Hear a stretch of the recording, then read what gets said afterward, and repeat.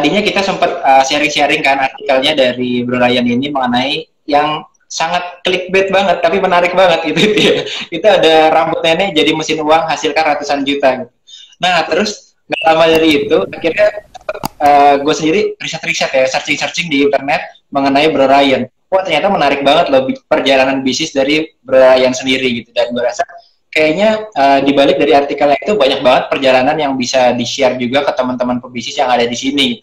Nah, pertama-tama nih Bro, kalau boleh dimulai kira-kira boleh diintroduce dulu nggak dari Bro Ryan itu siapa dan usahanya seperti apa dan lain-lain. Silakan Bro. Oke, sebentar gue sambil setting ini nih. Gue nggak bisa kayak ginian. Anyway, ini gue pertama berapa kali ya IG Live baru kedua apa kan? Oke, assalamualaikum teman-teman semuanya, salam kenal. Nama saya Rian Angkawijaya. Saya ini founder dari PT Rambut Nenek Indonesia dengan mereknya Sneezy Boom gitu ya. Kalau yang teman-teman tahu gitu. Nah, teman-teman, jadi seperti yang sorry tadi bro siapa namanya? Kita belum kenal soalnya nih. Siapa? Iya ya, belum ketemu sebelum Yosef. Oh ya, Bro Yosef kan udah bilang ya, di searching dari artikel. Ya sebenarnya ya memang ada di beberapa artikel juga ya, memang sempat diliput. Tapi memang ya dari situ memang ada banyak perjalanan sih yang gue laluin, meskipun di luar sana masih banyak banget pengusaha-pengusaha yang lewatin jatuh bangunnya tuh bahkan lebih parah daripada gue pribadi gitu ya. Tapi ya itulah mungkin kira-kira yang bisa introduce sedikit tentang gue gitu. Ya. Silakan lanjut Bro Yosef, gimana? Sip. Kemarin tuh teman-teman buat yang mungkin belum pernah melihat Bro Ryan ini, gue yakin teman-teman di sini pasti sebagian udah ada yang pernah lihat nih, karena udah beredar juga di beberapa media ya. Udah ada sempat artikelnya masuk di Detik, masuk kemarin di Metro TV juga ya Bro ya, terus di Alsita dan lain-lain. Jadi mungkin udah ada yang pernah lihat Bro Ryan. Nah tapi buat yang belum tahu, belum pernah lihat Bro Ryan, jadi Bro Ryan ini adalah seseorang yang mungkin gue bisa bilang memulai bisnisnya di usia yang masih muda juga, tapi juga bukan langsung sukses juga, tapi udah beberapa kali nyoba untuk berbisnis. Nah, kalau boleh diceritain Bro, mungkin saat ini banyak banget teman-teman kita, kebetulan kan di sini sekolah pebisnis, banyak teman-teman pebisnis yang pengen juga nih mulai untuk bisnis juga. Nah, terus kok bisa sih awalnya itu milihnya itu rambut nenek gitu? Padahal kalau mau bisnis kan kita biasanya milihnya itu kan kayak, gue mau jualan apa ya, mungkin yang lagi trending sekarang coffee shop kali ya, atau yang lagi bagus apa kali ya, kan gitu kan. Nah, itu awalnya gimana sih? Apakah lu dari kuliah itu udah pernah jualan sebelumnya dan lain-lain, itu kalau boleh di-sharingin gimana Bro? Kalau sebenarnya kalau basic jualan sih dari zaman SMP dulu ya. Jadi SMP tuh gue jualan gambaran, kalau lu tahu dulu gambaran ini loh, komik-komik, tahu kan komik-komik covernya tuh kayak Dragon Ball, Naruto, Detektif Conan gitu kan. Karena gue dari dulu basicnya suka ngegambar, akhirnya gue gambar di kertas A3 tuh manual. Terus gue jual-jualin ke teman-teman SMP saat itu. Waktu itu sih jualnya murah banget, 5.000, 2.000 sampai 5.000. Lumayan buat tambah-tambahan jajan. Nah, terus berangkat ke SMA tuh sekilas gue waktu itu coba jualan ini loh, apa sih? Software, tapi software ilegal gitu ya, software game gitu. Jadi gue bikin buat dulu ada game Ragnarok kan, sempat eksis tuh Ragnarok online gitu kan, gue main itu, terus gue bikin belajar otodidak gimana cara bikin buat sistemnya gitu kan. Sebenarnya secara legalnya nggak boleh gitu, tapi gue bikin waktu itu belajar gitu, akhirnya berhasil dan gue jualin waktu itu softwarenya itu gitu, jasa botnya itu. Cuman ya karena ilegal, mungkin Allah juga nggak ridho gitu kan, akhirnya ditipu sih waktu itu, uang dari untungnya malah ditipu lagi sama orang gitu. Akhirnya udahlah nggak gue terusin gitu kan. Terus coba juga di Kaskus waktu itu jualan-jualan ini sih, jual beli alat musik gitu. Jual beli alat musik. Jadi lo hobi musik sebenarnya ya? Sebenarnya basicnya gue dulu suka banget ngeband gitu. Di zaman SMP sih sebenarnya SMA suka banget musik. Cuma karena memang orang tua nggak ngizinin buat masuk kuliah di musik, akhirnya ya udah gitu, gue cari alternatif lain tapi di bidang seni apalagi gitu. Akhirnya masuklah ke Bina Nusantara waktu itu, di BINUS, jurusan desain komunikasi visual. Jadi gue ambil desain karena lo emang suka gambar juga, suka gambar gitu kan, suka seni. Ya udah akhirnya di situ, terus singkat cerita di masa kuliah sih waktu itu sempat bikin clothing line lah, bikin clothing line, cuman juga nggak berhasil juga. Terus buka Iya, konveksi juga, ya bangkrut juga waktu itu, emang karena ditipu sih waktu itu, ditipu iya, iya, sama iya. orang lah. Akhirnya nggak kepikiran sebenarnya Sneezy Boom ini bisnis kuliner pertama gue gitu bro Yosef. Jadi di Hmm. apa nggak pernah kepikiran bisa bisnis kuliner. Cuman waktu itu memang eh, bisa nemuin Sneezy Boom juga gak ngira gitu. Awalnya memang ada temen tuh waktu itu yang udah mulai apa jualan rambut nenek gitu. Cuman kan dia nggak nerusin gitu kan. Karena nggak Iya. tahu dia mungkin gimana. Terus ya udah itu berlalu begitu aja. Sampai akhirnya gue datang ke nikahan teman gue, salah satu teman gue nanya gitu kan, nyari Hmm. tukang harum manis tradisional di mana? Akhirnya connecting the dot kan, temen gue terakhir Iya. bisnis ini, terus ada problem di sini. Akhirnya gue carilah problemnya ini, ternyata memang betul gue temuin di media bahwa tukang harum manis tradisional itu sudah mulai hilang di zaman modern seperti ini gitu. Nah akhirnya gue Oke. telusuri lebih lanjut, ketemu tukang harum manis tradisional yang udah puluhan tahun, dia juga bilang bahkan dia udah nyiapin apa namanya gerobak buat anaknya gitu ya buat jualan tapi nggak mau diterusin sama anaknya gitu. Nah ya udah akhirnya gue merasa bahwa bisnis itu harus bisa nyelesain sebuah permasalahan gitu.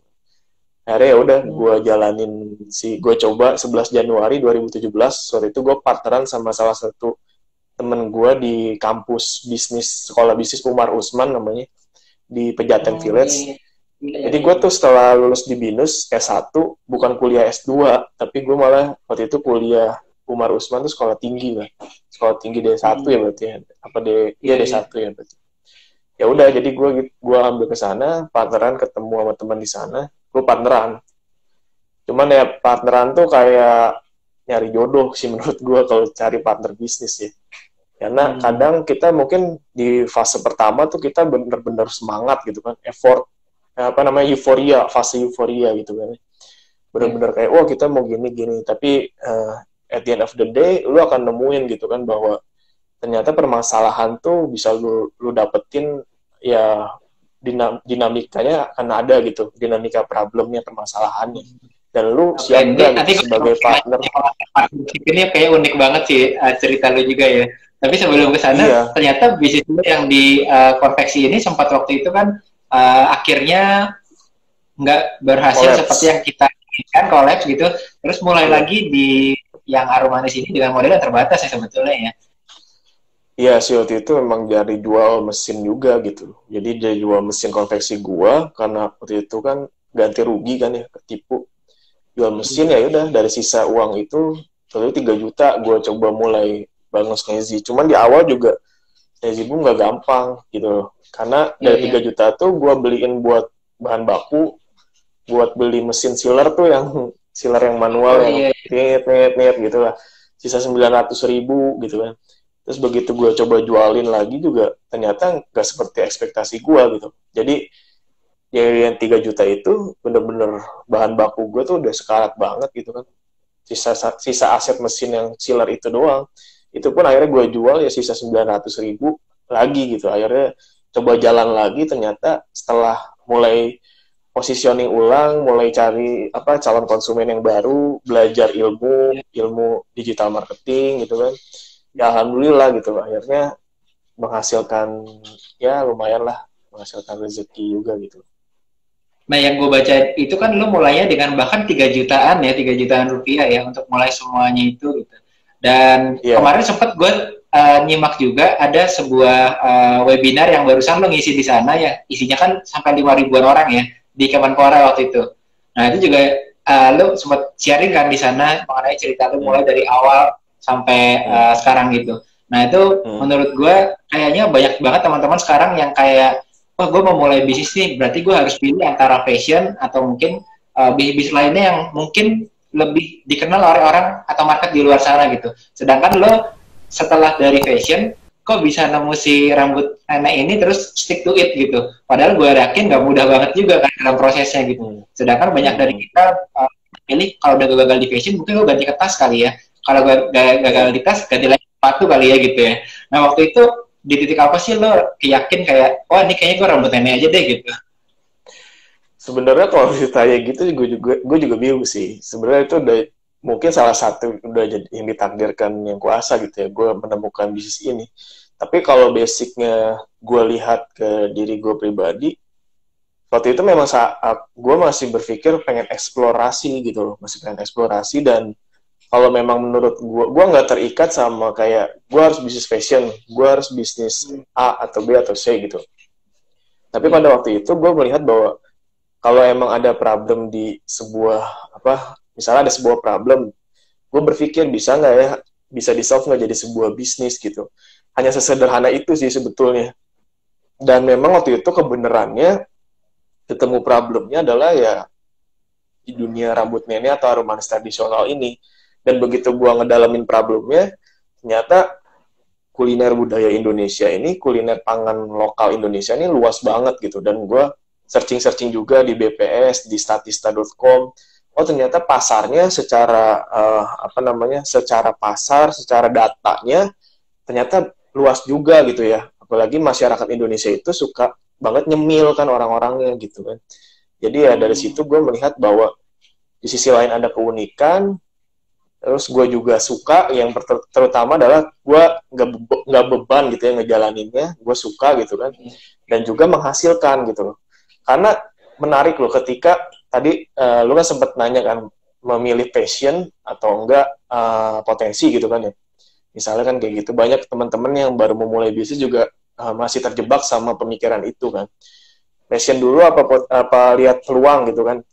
Kalau gue pribadi, ada satu filosofi di Jepang itu keren, namanya Ikigai, kalau lo tahu. Ikigai itu jadi, ya kan pembentukan pertemuan antara passion, ya ada realistisnya juga di situ. Jadi dia juga bisa ngehidupin lo secara ekonomi, tapi lo juga suka gitu loh. Jadi kita tuh sebagai pemilik bisnis tuh nggak beban ngejalaninnya, kayak gitu. Dan konsep Ikigai itu sih menarik banget menurut gue ada. Jadi dari situ gue lihat, oke gue suka nggak, terus ada potensinya nggak gitu. Dari data sih ada gitu, dari data, dan kita lihatlah benchmarking perusahaan cemilan-cemilan besar di Indonesia udah banyak, ya Siantartok, Garuda Food, ya kan Indofood dan lain-lainnya. Nah dari situ aja udah kelihatan berarti pasar Indonesia itu besar sekali secara data, by data gitu kan. Di sisi lain gue juga suka ngejalanin si bisnis aroma manis tradisional ini. Kayak gitu sih. Yang unik ternyata biasanya gue ngelihat kalau kita dari lulusan DKV juga ya, teman-teman gue gitu ya, dari lulusan DKV itu kan kita udah pintar untuk ngedesain kan. Kayak misalnya gue udah lulusan DKV. Lu lulusan DKV juga ya? Gue teknik industri sih gue sebenarnya. Jadi gue sama ini BSD SDU. Jadi gue di SDU terus dapat beasiswa University ya? Dapat beasiswa ke Jerman waktu itu. Tapi masuk ke industri otomotif, balik berkarirnya di otomotif sebenarnya. Dan gue sebenarnya salah satu orang yang sadarnya udah telat sih sebenarnya. Jadi kalau kayak lu kan, wah, Putri udah bisnis, wah hebat banget. Waktu itu gue tuh umur 28, itu baru gue mulai bisnis sampingan gitu. Sambil gue kerja di perusahaan otomotif itu, gue bisnis sampingan. Baru akhirnya bisa resign nggak lama setelah itu lagi. Ya, nah, makanya gue tapi gue lihat anak teknik industri banyak nih jadi pebisnis keren. Banyak juga mentor gue soal gue tanyain dari mana gitu basicnya. Teknik industri loh banyak. Nggak tahu kenapa ya.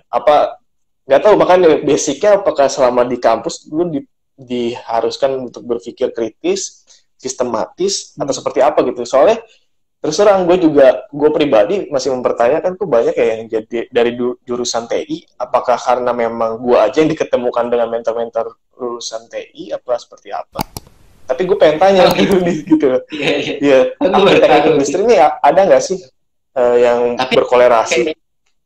Teknik industri itu kita belajar sistem thinking kan. Kadang-kadang kalau kayak gue masuk di kerjaan tuh struggle waktu lagi merintis di bawah gitu. Karena kita anak teknik juga bukan, katakanlah anak desain yang ada hasilnya ngedesain juga bukan, tapi kayak di tengah-tengah gitu sistem thinking kan. Nah, struggle-nya biasanya kalau kita kerja kita jadinya belum megang kayak otomotif, kita nggak ngerti otomotifnya. Ke tempat katakanlah agensi periklanan, kita nggak ngerti dunia periklanan gitu. Karena yang dipelajari anak teknik level manajemennya kan, level sistem thinkingnya. Cuma bagus memang kalau udah nyampe kayak cukup ke atas kayak middle management atau mungkin sebagai entrepreneur itu jadi lebih bisa mikir secara system thinkingnya gitu sih. Nah cuma uniknya justru gue ngelihat kalau anak-anak DKV juga ada yang lu kan biasanya udah bisa nih desain gitu, sedangkan sekarang tuh kayak di Instagram gitu itu fitnya semua desain semuanya. Betul. Berarti ibaratnya hampir bisa dipastikan kayak lu kalau DKV itu bisa jadi bisnis lu pasti bisa jalan nih, ternyata enggak juga gitu ya. Bahkan gue ngelihat perjalanan di awal lu sempat bilang lu udah nge-brandingin si Snazzy ini latihan gitu ya. Boleh nggak sih di-share itu ceritanya? Iya, menarik. Nah ini gue akan bahas juga. Jadi ternyata yang gue temuin along the way gitu, bahwa sebenarnya proses kreatif itu adalah bagaimana lu bisa menyeimbangkan sisi otak kanan dan sisi otak kiri lu gitu. Nah, apalagi ketika anak kayak gue, ini sih yang gue alamin gitu ya, sebagai lulusan anak desain, gue tuh semasa kuliah kan, bener-bener kita diporsir tuh berpikir secara garis kanan gitu ya, otak kanan banget kan, kreatif banget gitu. Sedangkan yang sistematis, pemikiran sistematis yang ada di kiri, yang logiknya tuh ya bisa dibilang kurang sih gitu ya. Maksudnya nggak sebanyak yang kanan gitu. Nah, ketika ngejalanin sebuah bisnis, apalagi gue sebagai pemilik bisnis gitu ya, biasanya yang ini yang udah gue alami sebelumnya adalah jadinya tuh pengen ngeluarin ide-ide kreatif, tapi sebenarnya yang nggak realistis kayak gitu loh. Jadi banyak hal yang waktu sebelumnya gue gagal tuh kayak, oh gue mau ngedesain ini, gue nanti akan bikin branding seperti ini gitu. Nah, PR-nya adalah waktu itu gue nggak ngelihat gitu loh kondisi saat ini, realitanya budget gue ada berapa kayak gitu. Terus kemudian konsumen gue saat ini bisa nggak by data gue olah gitu, bisa nggak bisnis ini di scale up kan kayak gitu. Nah, data-data itu yang terus terang juga kenapa gue milih masuk DKV, karena semasa SMP SMA gue tuh gak suka banget yang namanya hitung-hitungan gitu. Jadi pelajaran matematika, pelajaran ekonomi, kayak gitu gue males banget gitu kan ya. Apalagi kalau ditambah gurunya gak enak, wah udah tuh, makin males jadinya gitu kan ya. Nah, kemudian begitu udah berjalan bisnis, ya mau gak mau kan. Jadi gue harus secara just in time gitu kan, pola belajar just in time, jadi gue harus belajar saat ini mengenai ilmu finance atau akuntansi lah. Sederhana bagaimana gua cari cara untuk bisa input data, bagaimana gua harus belajar input data A, B, C, sedangkan itulah uang masuk, uang keluar segitu. Nah, begitu ngedalamin ternyata di bisnis tuh data penting banget gitu. Jadi suatu hal yang ada angkanya berarti bisa di scale up gitu kan. Cuman pertimbangannya ya angka ini mau seberapa cepat lu scale up gitu. Tapi suatu hal yang bisa dihitung biasanya dalam bisnis gitu. Kalau saat ini lu menghasilkan misalnya per bulan kayak di Snazzy Boom, kalau misalnya per bulan baru bisa menghasilkan puluhan sampai ratusan juta, berarti masih bisa di scale up gitu loh sampai ke miliaran bahkan puluhan miliar. Cuma kan pertanyaannya seberapa besar kapasitas lu kan, seberapa besar kapasitas tim kita juga kayak gitu loh. Sesudah siapkah kita dengan fase scale up itu? Nah kalau Snazzy Boom memang kalau gue prinsipnya gue pengen kuatin di dalam dulu gitu. Jadi bener-bener kayak tim di dalam kita nih gue pengennya solid dulu lah gitu, supaya nanti ketika kita scale up tuh kita bisa lebih siap lah gitu. Jadi nggak cepet naik tapi tiba-tiba fondasi lu belum kuat seperti pohon bambu, maka lu gampang banget buat dirubuhin kayak gitu loh. Jadi gue pengennya bener-bener step by step, biarin aja, nikmatin prosesnya. Meskipun saat ini mungkin ya kalau dibilang masih ratusan juta, mah teman-teman gue yang lain bahkan udah hampir miliaran, miliar kan gitu kan.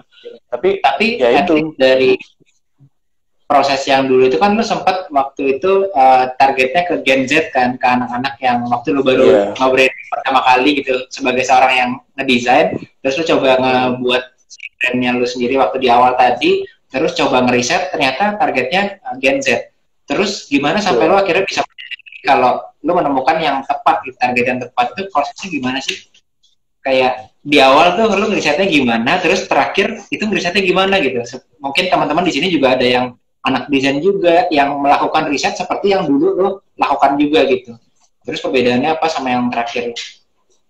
kalau dulu gue ngincer Gen Z karena sesederhana mikir bahwa ya berarti kan jajanan yang manis-manis gitu ya, cotton candy, permen lah. Biasanya ya Gen Z lebih lebih lebih bisa nerima gitu kan. Nah lagi-lagi begitu gue praktekin, ternyata Gen Z tuh belum terlalu familiar dengan yang namanya si harum manis tradisional ini gitu. Waktu gue titip-titip jual di sekolah-sekolah. Di sisi lain gue memang ada waktu itu ada kesalahan dari segi pengemasan juga waktu itu si Sneezy Boom ini gitu.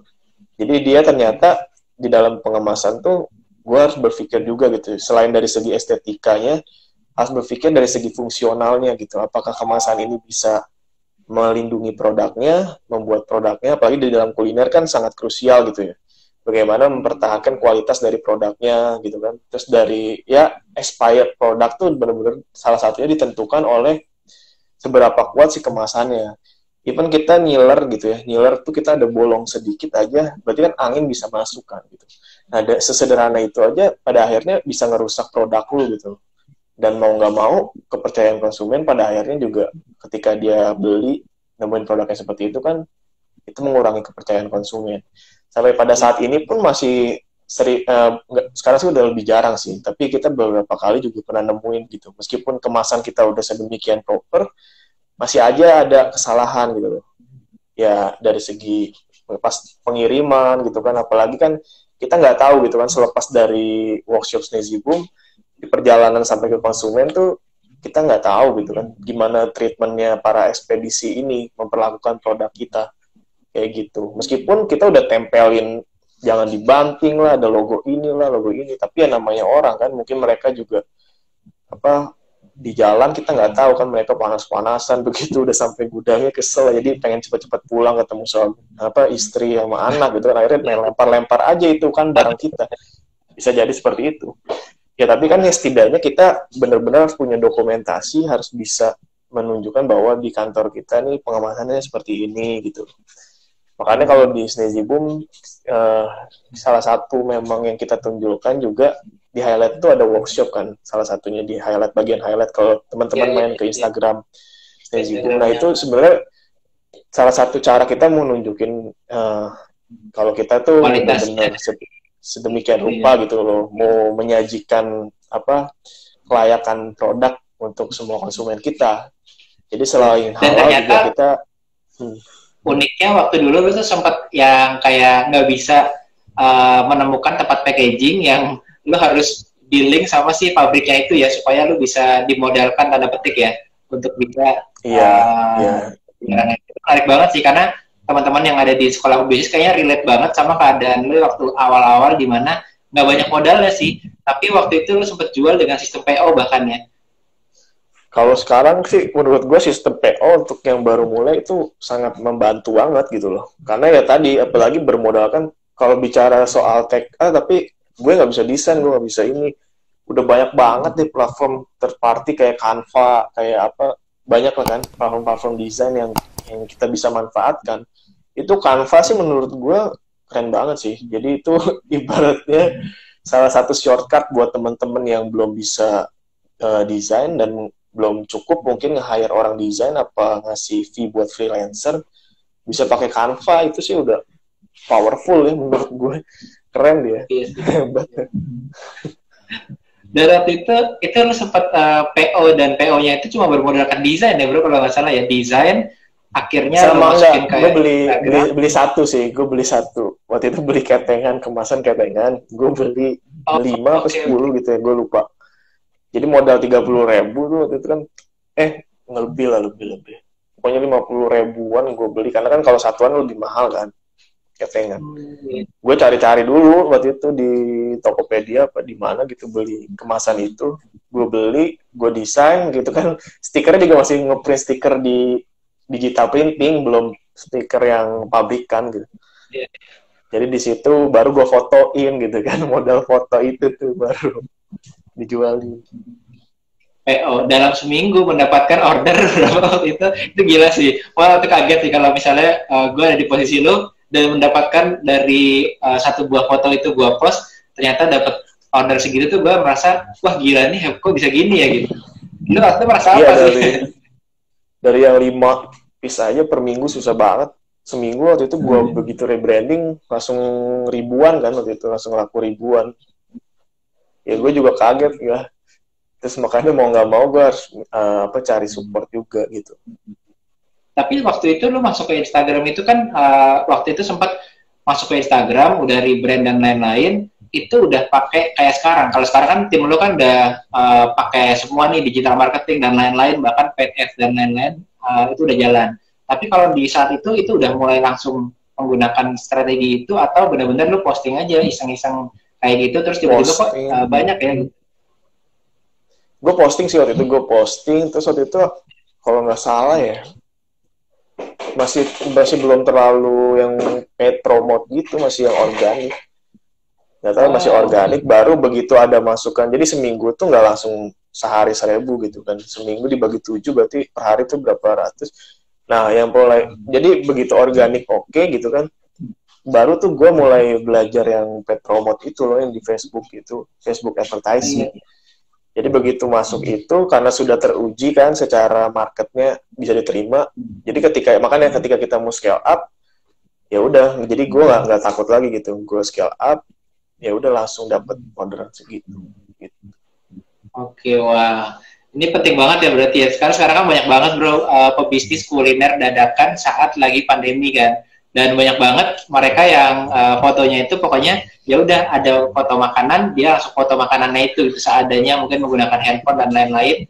Tapi nggak dipikirkan gitu dari kualitas fotonya dan lain-lain. Sebetulnya kalau fotonya bagus pun bisa jadi kayak lu waktu itu kan udah di proper fotonya di posting lebih menarik lagi gitu dibandingkan dengan hanya foto seadanya aja. Gue waktu itu foto modal, lu tau gak sih, ke HP doang tuh dulu gue pakai Samsung Galaxy Note 5 sama HP S4 yang kertas putih itu. Baru gue taruh harum manisnya di situ aja gitu kan. Kan karena gue basicnya bisa desain sih sebenarnya, untungnya gitu salah satunya. Jadi yang kertas HP S4 tuh yang tadinya warna putih itu gue tinggal ganti backgroundnya kan sebenarnya kan. Mudah gitu doang. Itu cepet loh, dari tahun 2017 sampai sekarang tahun 2020 itu cuma 3 tahun loh. Sebetulnya kalau dilihat dari secara kan itu cepet, cuma setahun, 2 tahun, 3 tahun. Ya, alhamdulillah. Tapi banyak yang lebih cepat zaman sekarang, banyak banget yang lebih cepat. Kayak lu sekian bulan, 1 tahun lah udah ngeri. Tapi dibalik percepatan itu kan kayak kita juga harus lihat kan dia bisa melalui apa yang sudah dia laluin sebelumnya gitu, mungkin nggak mudah. Kadang-kadang bisnis cepat berkembangnya, tapi ternyata sebelum masuk ke bisnis itu banyak banget masuk ke situ. Iya, makanya itu sih.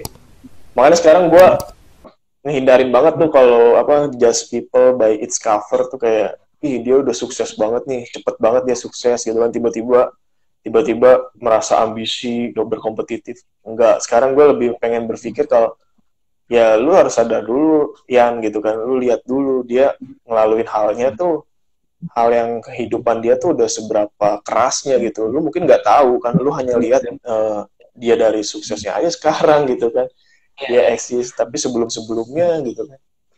Itu sih kalau gue sih sekarang mulai ngingetin diri gue kayak gitu. Setuju banget sih bro, justru itu tujuan kita juga untuk undang beberapa orang yang ini gue lihat dari artikel-artikel, dan emang gue coba wawancara di sini, coba ngobrol-ngobrol supaya kadang-kadang kita melihat artikel-artikel itu kan langsung kayaknya wah ternyata bisa ya dalam beberapa tahun langsung gede, dalam beberapa tahun langsung mencapai prestasi yang segitunya gitu. Tapi kadang-kadang banyak banget yang nggak dilihat sama orang di belakangnya itu gitu.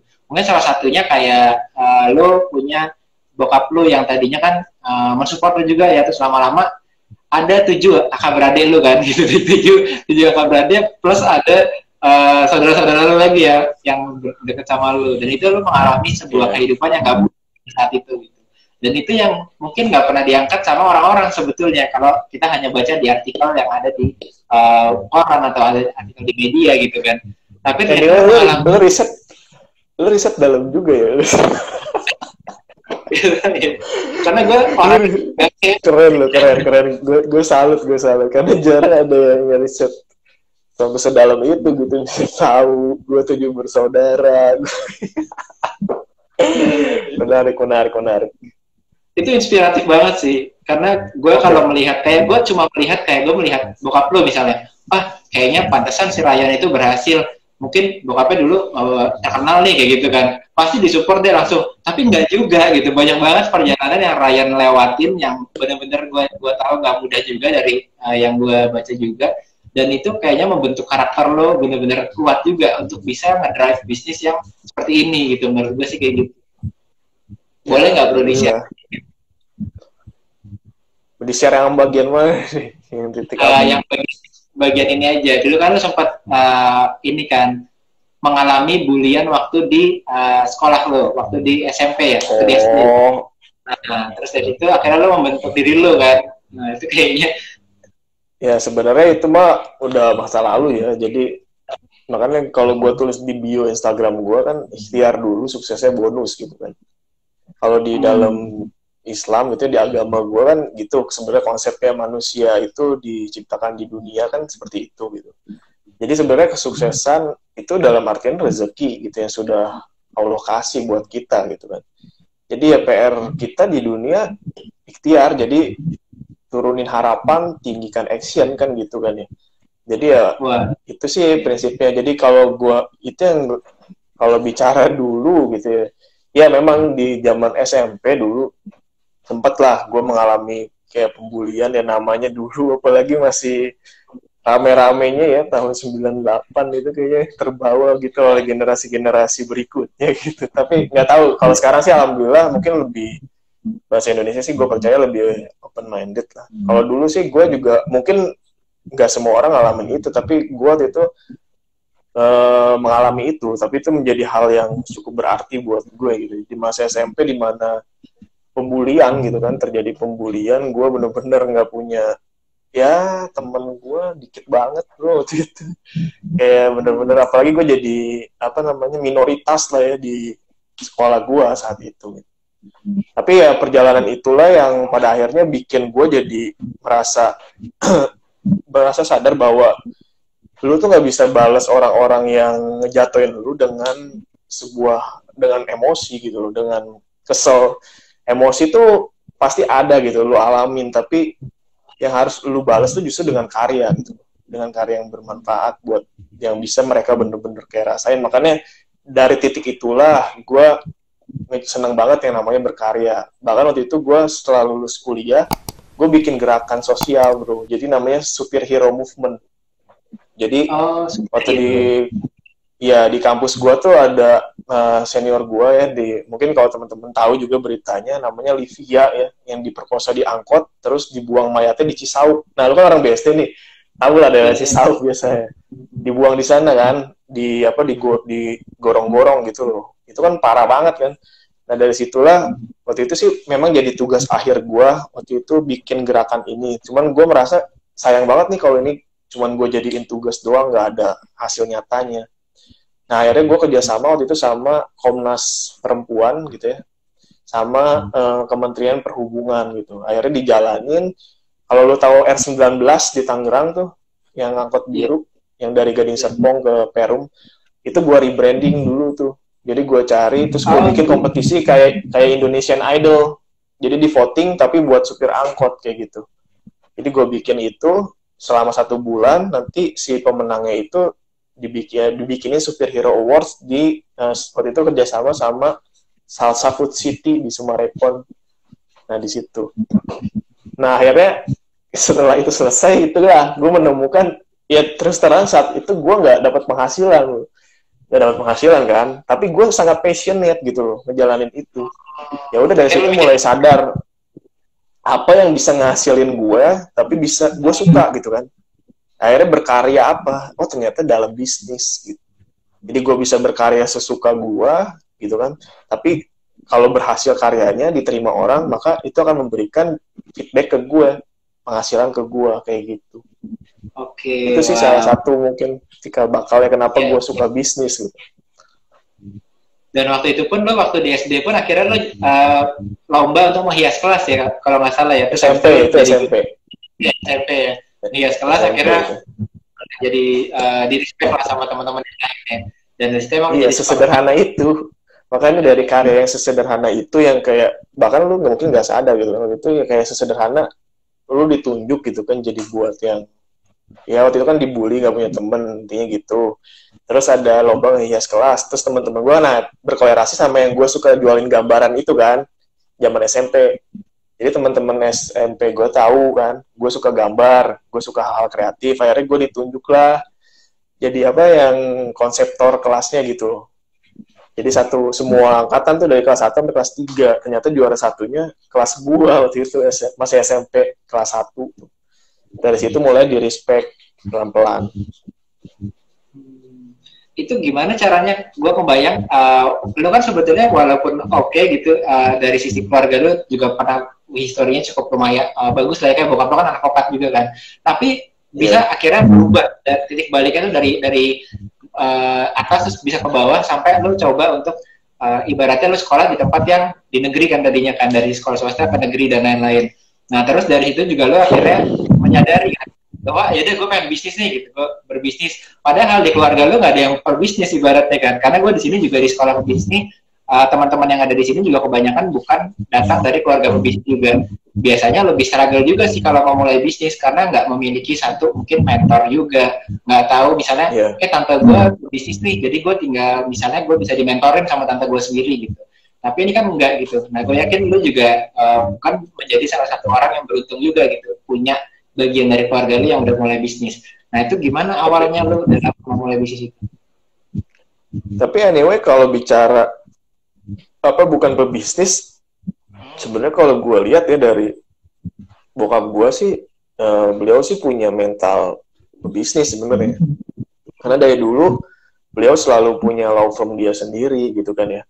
Terus jadi selalu nge-build timnya beliau sendiri. Bahkan sampai sekarang terus terang ya beliau masih mentorin gue gitu. Kalau gue banyak, apalagi sekarang kan bokap gue kan masih ikut terlibat di dalam Sneezy Boom gitu ya. Salah satu ya barengan nih. Ya, salah satu investornya juga bokap gue gitu. Dan ya beliau yang nge-mentorin gue sampai sekarang. Kayak seneng sih sebenarnya gitu. Di sisi lain ya malah jadi deket gitu. Jadi ya disitulah, jadi kalau terus kakak gua, saudara gua yang lain gitu, mereka juga suka berdagang sebenarnya, suka berjualan gitu.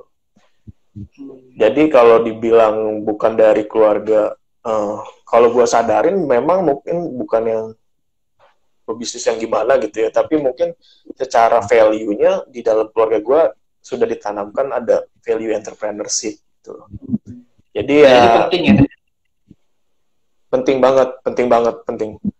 Jadi ya itu sih, makanya kan namanya pengusaha gitu kan ya. Pengusaha tuh tugasnya adalah berusaha gitu. Kalau pengusaha nggak mau usaha ya jangan jadi pengusaha gitu. Terus yang unik bro, kadang-kadang kalau kita penyanyi nih, ibaratnya penyanyi itu lu dari panggung ke panggung kompetisi gitu ya. Kalau penyanyi itu sebenarnya jadi penyanyi pop gitu, penyanyi dangdut dan Indonesian Idol gitu. Yeah. Panggung ke panggungnya juga ada banyak loh. Awalnya kan di Kabupaten Tangerang sendiri kan, itu kompetisi Kemenpora juga. Terus akhirnya ibaratnya sampai lu nyari surat gitu ya, sampai ribut-ribut nyari surat, akhirnya bisa naik kan kompetisi Kemenpora yang nasional gitu. Itu lucu. Waktu itu sempat yang ada problem sama Dispora itu sampai ya gue sebenarnya nggak mau bahas ya, sempat diangkat sampai media juga waktu itu, media lokal tuh, sampai ke bupati waktu itu kan, akhirnya Bupati Tangerang tahu gitu. Karena gimana ya bro, gue gak bisa nyalahin birokrasi juga, kadang birokrasi malah ya ini yang gue alamin waktu itu ya. Gue mau ikut mewakili Kabupaten Tangerang buat ikut di ajang kompetisi wirausaha muda berprestasi dari Kementerian Pemuda Olahraga kan, ya kan. Sedangkan gue butuh cepet saat itu gitu surat rekomendasi gitu. Cuman ya, birokrasi kadang jadi sulit gitu loh. Dan waktu itu memang ya gue butuh struggling banget buat dapetin surat itu gitu. Tapi begitu udah dapet juara tuh, baru berkoar-koar kan, kesel gak lu? Tiba-tiba lu nggak di kemarin di Kemenpora juga. Hah? Gimana? Abis akhirnya lu kemarin juga mengisi di tempat yang sama juga kan, di Kemenpora juga. Iya, makanya begitu lu awalnya lu nothing gitu kan ya, tiba-tiba lu, makanya gue bilang kasih bukti itu sama orang dengan berkarya gitu, karena ya karya itu memberikan impact yang baik juga buat kita gitu, dan positif bahkan. Jadi begitu lu nothing gitu dipersulit banget nih, tiba-tiba begitu lu dapet juara mewakili kabupaten kan, senasional gitu kan, sampai bupati juga waktu itu dapat, Bupati Tangerang juga. Jadi Tangerang tuh dapat 2 piala waktu itu. Pertama wirausaha berprestasi, satu lagi kota kreatif gitu loh, Kabupaten Tangerang. Gue juga hebat juga gitu bisa dapat ya. Keren-keren, respect gitu kan. Jadi dari situlah lu baru kayak di posting sama ininya sosial media, apa namanya, government-nya, terus kayak lu dipermudah A B C D gitu. Kenapa gue mikirnya kenapa sih nggak semuanya aja? Padahal gue tahu loh UMKM dan wirausaha di Tangerang tuh keren banget gitu, banyak banget yang keren gitu loh. Itu sih. Wah, ternyata begitu ya dibaliknya ya. Dibalik apa yang terlihat, gue baru tahu juga soalnya. Sampai waktu itu gue sampai iseng-iseng nanya ke Asdepnya, Pak, tugas Dispora tuh apa sih sebenarnya gitu kan? Sebenarnya tujuan gue untuk mencari data lagi gitu, karena gue nggak bakal bisa berargumen tanpa sebuah data gitu kan ya. Jadi gue tanya ke Asdepnya, dikasih tahu, jabarin gini. Oh, dari situ gue dapet nih, ternyata ada hal yang tidak dipenuhi oleh Dispora setempat gue. Makanya dari situ gue bisa yakin betul gitu waktu itu sebagai pemuda gitu yang ingin mewakili provinsi ini, kenapa dipersulit kayak gitu sih. Oke, wow. Dan ternyata emang ya itu birokrasi lah ya, banyak banget seluk-beluknya. Mungkin sekarang lebih baik lagi lah mudah-mudahan ya. Amin. Pasti lebih baik sih, gue yakin sekarang. Sempat ada yang satu saat yang lo lagi bingung kenapa barang lo, produk lo ini yang si Snazzy Boom ini kok belum hit juga, padahal lo udah jalan beberapa bulan kan waktu itu kan, sempat jualan di pasar, jualan di mall, jualan di taman dan lain-lain gitu ya, jualan offline kan. Sampai saatnya 3 bulan. Rebranding gitu. Nah, emang yang lu sadari di momen rebranding itu apa sih kok sampai bisa mengubah banget gitu dari bisnis lo yang tadinya barangnya sama, mungkin juga kurang lebih ya sama-sama kan, ini juga kan Snazzy Boom juga brandnya juga sama, tapi lo rubah gitu. Dan apa yang benar-benar berubah sehingga kok benar-benar drastis gitu kenaikannya? Apa sih sebetulnya, mungkin bisa jadi pelajaran juga nih buat teman-teman. Target market sama value yang kita kasih sih harus selaras. Jadi kalau gue bilang ke teman-teman, makanya kalau bisnis tuh ibarat baut sama mur. Kalau bautnya kegedean, murah kekecilan nggak akan masuk gitu kan, nggak akan bisa klop. Sama kayak kita punya bisnis, punya produk, kalau segmentasi pasar calon konsumen nggak sesuai, ya nggak akan klop kayak gitu. Jadi waktu itu gue nemukan di satu titik, ya ternyata yang dari perjalanan Niels tadi, ternyata yang aware, yang tertarik, yang sudah familiar dengan rambut nenek ini bukan generasi Z, tapi generasi millennials. Dan mereka rata-rata wanita gitu kan, umur 18-34 tahun. Makanya kalau ditanya, sebenarnya segmentasi target marketnya si Snazzy Boom siapa gitu kan, gue sih singkat biar gampang, gue singkat jadi Bakwan dan Mahmud Abbas gitu kan. Bakwan tuh babak karyawan, dan Mahmud Abbas tuh mama muda anak baru 1 gitu. Jadi kalau kita mau telusuri lebih lanjut secara umur, dia di 18-34 tahun, tinggal di daerah perkotaan, urban area gitu kan. Dan mereka suka kalau secara psikografinya lagi, mereka tuh pengen eksis di lingkungannya gitu, pengen diakui gitu. Makanya mereka main sosial media dan lain-lainnya. Maka dari situ saya juga perdalamin lagi tuh dari warna-warnanya apa sih yang mereka suka gitu kan. Ternyata begitu saya research, mereka suka dengan warna-warna pastel gitu. Makanya Snazzy Boom banyak juga yang nggak ngira gitu foundernya ternyata laki-laki gitu, karena warnanya kan feminim banget kan. Kayak gitu. Karena sebenarnya menyesuaikan dengan si segmentasi pasar. Kalau saya pribadi sukanya ya suka warna paling warna-warna kayak standar, biru, hitam, kalau nggak putih gitu doang. Tapi karena menyesuaikan dengan si segmentasi pasar, maka mau tidak mau harus bisa menyesuaikan si brandnya juga, sehingga secara baut dan mur tadi ukurannya sama, secara benang merah semuanya selaras kayak gitu. Itu taunya kalau lu udah menemukan target market yang tepat, apakah saat udah ada yang beli gitu berarti tepat nih gitu, Iya. atau ada ininya, tanda-tandanya? Jadi pertama gini, tandanya adalah yang aware, yang kayak bilang mungkin mereka kayak waktu pas nyales itu mereka nggak langsung beli gitu, tapi aware, dan mereka ini jajanan aku nih pas dulu unyu ya gitu kan, terus lucu ya sekarang gini, meskipun mereka nggak beli, tapi setidaknya sudah ada sinyal di situ kan gitu. Nah baru dari situ gue coba rebranding kan, nyesuain lah dengan si segmentasi pasar, gue coba bikin kemasannya lebih kekinian gitu kan.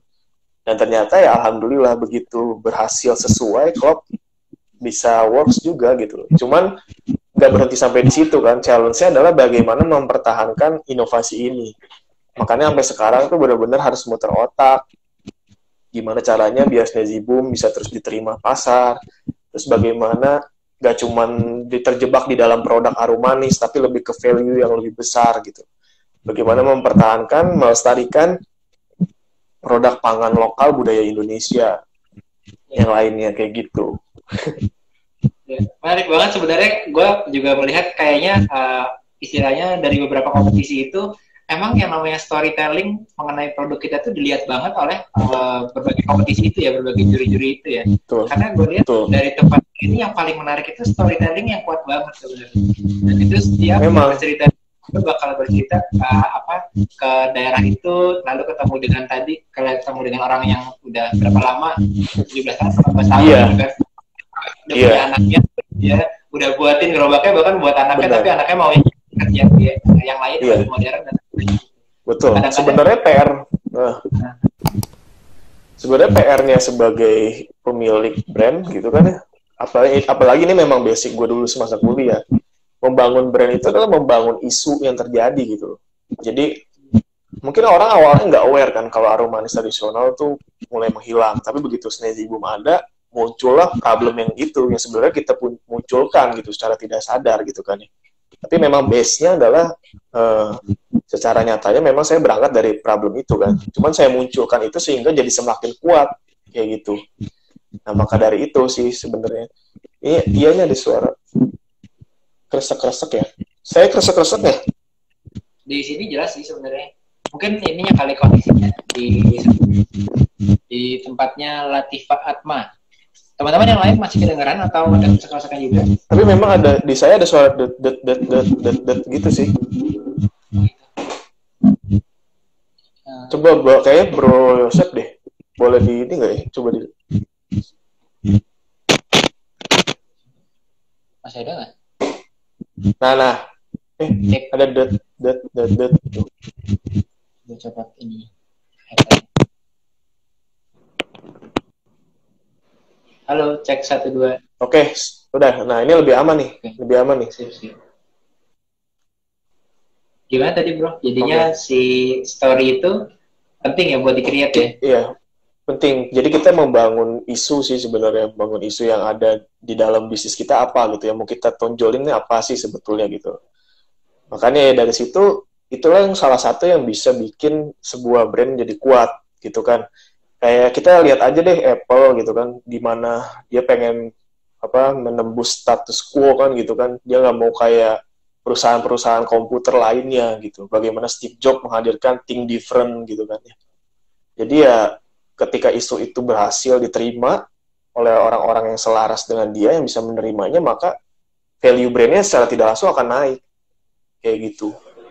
Jadi ya itu sih. Jadi ya kalau gue pribadi berpikir terus gimana caranya biar tidak terjebak dengan ya perang harga itu. Nah salah satu mengakali perang harga adalah bagaimana kita membangun sebuah brand yang memang secara positioningnya kuat kayak gitu loh. Jadi ketika lu cari air mineral maka lu akan menyebutkan sebuah brand. Ketika lu cari mie instan lu akan menyebutkan sebuah brand kan gitu.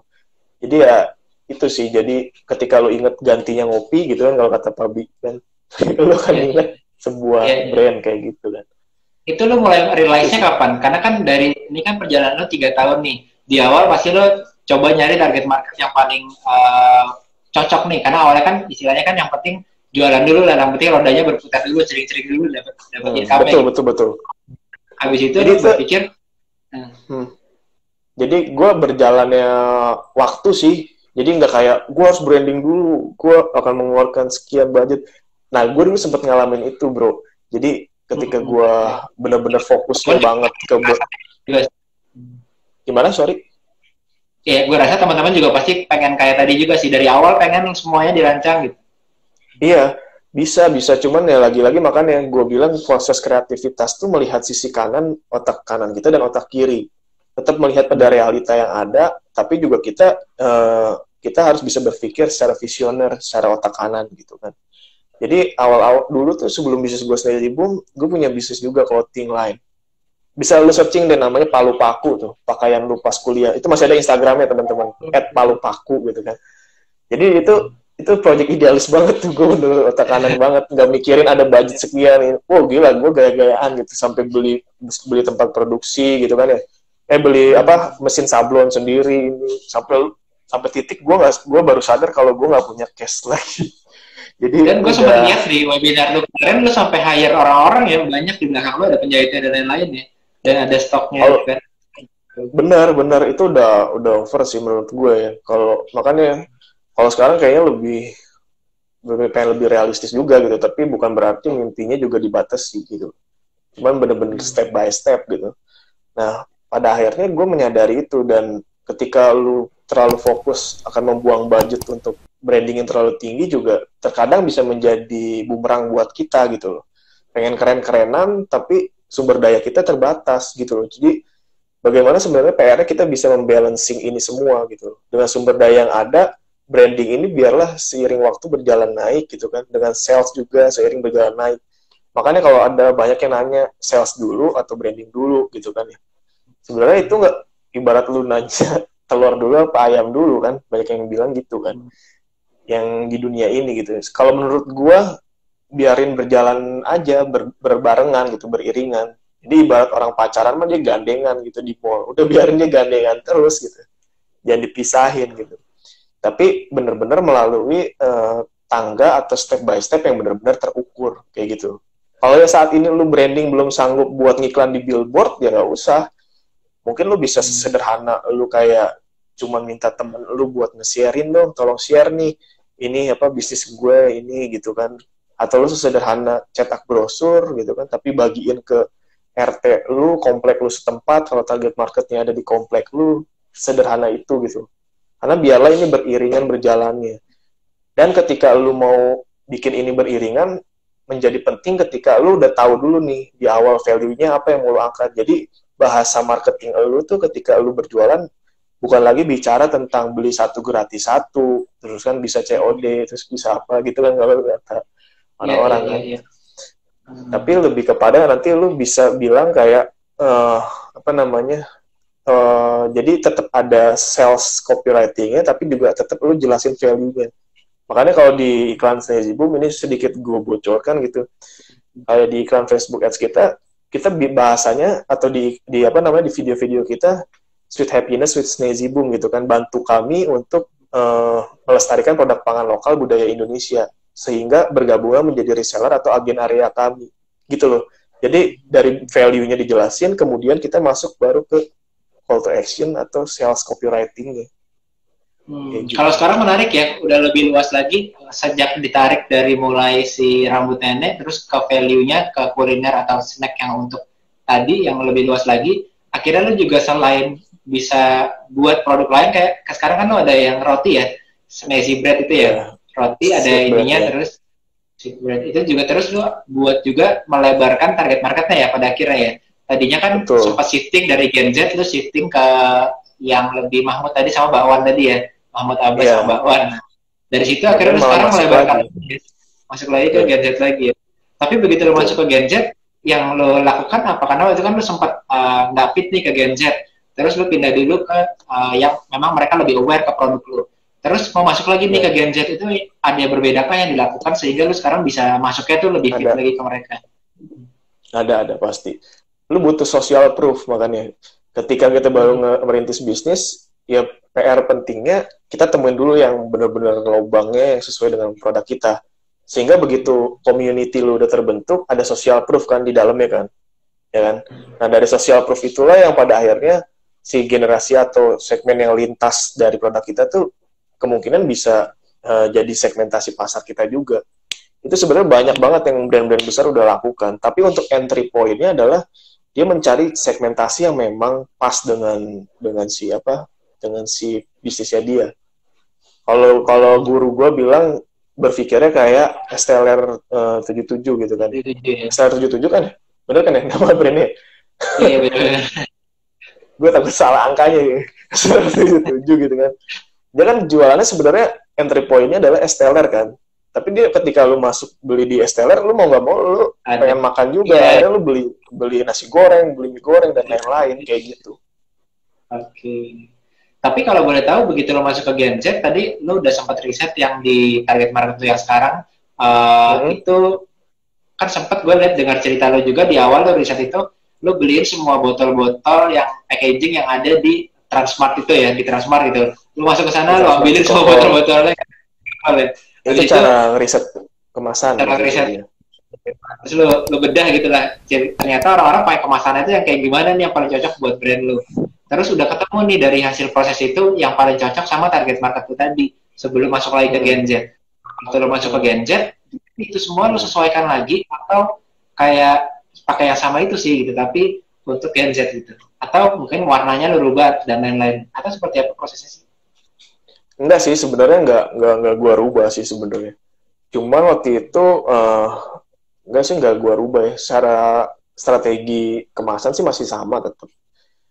Waktu bicara tentang gue gimana nemuin kemasan gitu kan, waktu itu memang ya gue datang ke Transmart Carrefour di Cikokol gitu kan, karena kantor gue di Cikokol gitu, maka gue main ke Transmart. Gue sesederhana gue berpikir kalau sebuah brand snack udah ada di sekelas kayak Transmart, Indomart, dan supermarket besar, dan dia ada di display paling depan, kemungkinan besarnya gitu kan ya, ini brand sudah settle, sudah teruji gitu. Yang gue lakukan yaitu gue main ke Transmart, gue beli produk-produk yang ada dipajang di display paling depan tuh. Ya waktu itu ada banyak sih gue beli, ada Spons, ada Hello Panda, ada Pringles, ada Astor, ada ya lain-lain lah gitu. Gue beli, baru gue masukin si Aromanis tradisional ini gitu. Jadi secara fungsional tuh, menilainya kan secara fungsional dulu nih, mana yang bisa ngelindungin si Aromanis lebih kuat gitu kan. Karena sebelumnya gue pakai plastik, dia nggak kuat-kuat amat gitu, cepet banget beku gitu Aromanisnya. Gitu kan. Nah akhirnya baru gue print tuh, waktu itu di digital printing kan, di KVS A4, gue tempel-tempelin gitu kan. Nah ini namanya top gondola tuh, ada yang ngomong, ya top gondola di top gondola. Jadi gue tempel-tempelin tuh, ya kan, pakai hasil print gue.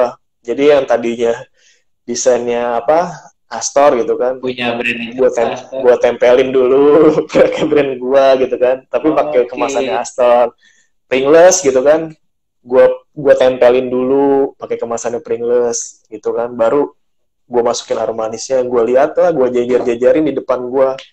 Terus gue jemur di bawah matahari waktu itu, karena memang challenge-nya adalah Aromanis tradisional. Kalau kena suhu yang sangat panas, dia akan membeku. Jadi mau nggak mau, makanya tips buat teman-teman yang cari kemasan, penting banget memikirkan dari segi fungsional dan juga dari segi estetikanya. Gitu loh, karena mau bagaimanapun, people judge by its cover. Jadi kayak kita, makanya banyak yang berlomba-lomba kan, kayak tadi dipasang di top gondola, supaya orang sebenarnya lebih aware terhadap produk dia. Salah satu bermainnya adalah dengan desain kemasan yang menarik kan gitu. Jadi ya dua tips penting ketika kita mau cari kemasan yang proper adalah pikirkan secara fungsionalnya, kemudian dapatkan esensi secara estetikanya atau keindahan dari produknya. Kayak gitu sih. Wow. Ini insight-nya bagus banget ya buat teman-teman yang lagi nyari tadi ya packaging-nya ya. Terus kalau boleh tahu itu buat kita yang mungkin kita berpikir kan kalau misalnya punya produk gitu, apalagi yang tipikalnya kayak rambut nenek gitu, itu kan ibaratnya bukan makanan sehari-hari gitu ya. Ibaratnya kita kan kalau selalu ini kan bilangnya cari ya makanan sehari-hari dan lain-lain, sandang pangan papan gitu ya. Tapi itu pun bisnis yang kita pilih di situ pun mungkin bisnisnya tetap ada, di mana tetap ada. Tapi pebisnisnya belum tentu ada terus di situ kan. Tetap aja keluar masuk juga sama gitu. Nah, tapi kalau misalnya mengenai rambut nenek sendiri, itu gimana caranya tetap bisa di awal itu kan kita masuknya ke online Instagram, dari tadinya di pasar, di mall dan lain-lain, terus launching di online dengan sistem PO, ternyata booming dalam 1 minggu itu dapat 1.000 order ya dari hanya sampel dari foto itu aja. Terus dari situ mulai bangun brand di Instagram dan dari online. Nah uniknya sekarang masuk lagi ke offline lagi kan, dengan bangun ada strategi corner dan lain-lain itu. Nah ada nggak strategi kalau buat sedikit berbeda, mungkin barang gue nih mungkin sifatnya lebih kayak impulsif sama kompulsif. Ini kan lebih impulsif nih, orang ngelihat pengen kayak baru dia baru beli gitu mungkin. Atau gimana sih prosesnya waktu lo mau masuk ke offline lagi dari online? Masuk ke offline dari online ya? Oke, ini ada temen gue nih keren juga nih, entrepreneur keren namanya Feris Ardianto. Mungkin Bro Yosef boleh ngeriset dia juga keren. Dia lebih keren banget perjuangannya. Oke, kita balik ke ini ya, ke story yang tadi.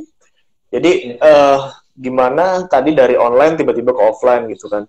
Jadi sebenarnya kalau bicara offline gitu ya, apalagi masa pandemi ini sekarang udah kita tutup semua, Bro Yosef, sebenarnya terus terang gitu. Jadi kita benar-benar balik fokus ke online lagi gitu loh. Kayak yang si kemasan ini. Kemasan yang yang siap saji, ya kemasan snack yang cemilan yang dalam kemasan lah intinya gitu ya. Jadi waktu itu berani ke offline karena memang udah di sosial media kan udah sempet lumayan lah gitu kan. Akhirnya waktu itu udah minta, Kak buka dong di sekolahku gitu kan. Nggak cuma 1 orang, ada berapa orang. Akhirnya waktu itu ya berarti ada demand-nya dong. Kalau dari situ kan gue sadar kan. Jadi ya udah ada gitu ya, akhirnya gue coba-coba waktu itu. Begitu coba-coba, awalnya coba-coba ya ternyata lumayan bagus gitu. Cuman memang karena mungkin gue sadari gitu kapasiti gue mungkin di secara offline bisnis memang belum terlalu bagus gitu membangun sistemnya. Ternyata waktu itu yang gue temukan malah ternyata ini malah jadi banyak trial errornya gitu loh. Jadi yang bisnis inti gue yang si Harum Manis Nezi Boom yang kemasan ini, dia ngasilin profit malah jadi nutupin yang ini gitu. Akhirnya mau nggak mau harus berani ngambil langkah, akhirnya itu gue cut semua juga pada akhirnya kayak gitu. Jadi sekarang justru kita berpikirnya oke, berarti kita memang sudah temukan kelebihan dan potensinya adalah Snazzy Boom itu ada di cemilan di dalam kemasan. Ya udah kalau gitu kita main di sini aja, tapi gimana produk ini bisa berkembang. Nah untuk mengakali hal itu, gue baca buku keren banget Simon Sinek, kalau tahu, ada yang why, start with why itu kan. Jadi lu mulai dengan kenapa gitu. Nah jadinya keren banget gitu begitu gue pikir pakai pola golden circle dia, bukan tentang apa yang mau kita jual, tapi kenapa kita mau jual produk ini. Ya tadi jadinya gue menemukan esensi bahwa Snazzy Boom itu bukan cuma bicara tentang aroma tradisional di depan nanti gitu. Mungkin pilot project-nya itu. Tapi at the end of the day, gue harus temukan bagaimana caranya bisa nggak terfokus sama produk aroma manis. Ya udah makanya dari situlah gue bisa menemukan si Snazzy Boom bahwa ingin melestarikan produk pangan lokal kuliner Indonesia gitu kan. Ya dari situ gue nemuin ternyata banyak juga kuliner-kuliner lokal, cemilan lokal yang sudah mau menghilang saat ini gitu. Salah satunya nanti akan di-launching oleh Snazzy Boom. Kemarin gue waktu itu gimana? Berarti next-nya lu udah ada target udah next-nya maksudnya ya? Udah ada. Gue udah riset ke kampungnya langsung, bahkan itu perjuangannya sampai ke kampungnya, ke atas gunung tuh lumayan bro. Gue harus ngelewatin lumayan waktu itu, perjalanan lumayan banget, dan gue udah ketemu orang di kampungnya, udah mulai nanyain story-nya juga, dan dari story itu mungkin nanti akan kita angkat juga. Kayak gitu. Oke, wah ini nggak kerasa nih udah 1 jam lebih nih. Mungkin terakhir bro, 3 tips buat teman-teman yang lagi mau bangun bisnis, yang supaya nggak perang harga tapi mulai masuk ke brandnya gitu. Apa aja sih 3 tips paling penting buat teman-teman yang baru mulai bangun brand ini? Kalau gue boleh saranin ya tadi, coba berpikir secara kreatif, yaitu seimbangin otak kanan dan cara berpikir kanan dan kiri gitu. Jadi ketika lu mau mikir branding, itu menjadi sebuah keharusan untuk masa depan bisnis kita. Tapi di sisi lain, lu harus sesuaikan ini, membalanskan dengan sumber daya yang ada saat ini gitu. Jadi jangan sampai berpikir kreatifnya kelewatan, tapi lebih baik disesuaikan, jadi ada titik balance ini gitu. Jadi kalau tips dari gue buat teman-teman yang mau mulai bisnis, penting juga ilmu utama ketika memulai bisnis sih, gimana produk ini bisa laku dulu. Udah itu dulu, sesederhana itu. Kalau udah bisa laku, nanti bangun sistem, bangun yang lain-lainnya akan ngikutin sih. Menurut gue sih seperti itu ya.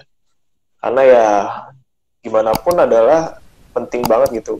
Kalau kita bisnis kan pasti kita ingin ngincar profit kan. Sebenarnya bukan karena uang, tapi bagaimana kita menghidupi bisnis kita. Karena apalagi kalau kita udah punya karyawan tuh benar-benar kayak lu tuh punya wadah yang jadi semakin besar gitu loh. Yang tadinya lu sendiri wadah lu cuma ya satu gelas kecil gitu kan. Tiba-tiba lu nge-hire satu karyawan, dua karyawan, mau nggak mau wadah lu akan semakin besar. Nah, ketika wadah lu semakin besar sebagai pemilik bisnis, lu harus membesarkan atau melebarkan pemikiran atau otak lu. Jadi kosongkan air di gelas pikiran lu gitu. Jadi banyak-banyaklah buat terima insight dari siapapun. Kritik dari konsumen tuh bagus banget. Meskipun gondok gitu, meskipun kesel. Salah satu gue akuin terima kasih buat reseller, agen, konsumen yang suka mengkritik Sneezy Boom. Karena di situ sebenarnya jadi titik buat kita buat bounce back-nya juga loh gitu loh. Jadi dari sanalah kita bisa paham gitu loh. Mereka tuh maunya apa? Karena bisnis kita kan melayani mereka kan. Sekarang kalau lu berbisnis nggak melayani mereka, tapi lu nggak mau dengerin mereka kan nggak akan ketemu gitu, malah jadi clash. Jadi ya harus ada yang mengalah salah satu. Ya sebagai pemilik bisnis, sebagai bisnis kita harus mengalah, menerima aspirasi dari si konsumen. Memang sebagai pemilik bisnis atau mungkin teman-teman lain yang apalagi biasa admin sales saya setiap hari ketemu konsumen, dia akan ngerasa gondok kan, kesel lah gitu kan. Sebagai manusia itu hal yang wajar, tapi ya balik lagi sih, sebenarnya esensinya apa kita mau berbisnis. Makanya penting banget ketika kita punya faktor atau faktor Y yang kuat ketika kita ngejalanin bisnis ini. Kalau awalnya kita mulai dengan start atau motivasi yang bagus, maka insya Allah akan berakhir dengan bagus juga. Kayak gitu. Oke, well, thank you nih bro, udah mampir ngobrol-ngobrol di sini. Kayaknya gue yakin sih teman-teman dapat insight. Oke sih, tadi apalagi testing produknya, packagingnya itu inovatif sih. Gue belum pernah dengar sebenarnya. Diambil dulu dari benar. Itu gue juga nggak tahu, kayak tiba-tiba kepikiran aja gitu. Kayak gitu. Sip. Thank you ya bro. Nanti sampai jumpa lagi di lain kesempatan. Thank you udah sharing-sharing di sini bro.